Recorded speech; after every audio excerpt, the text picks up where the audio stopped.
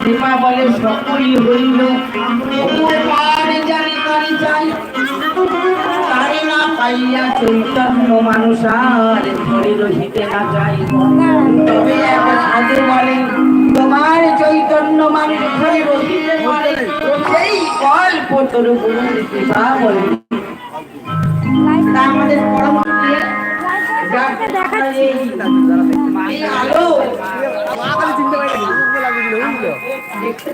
আসলাম সবে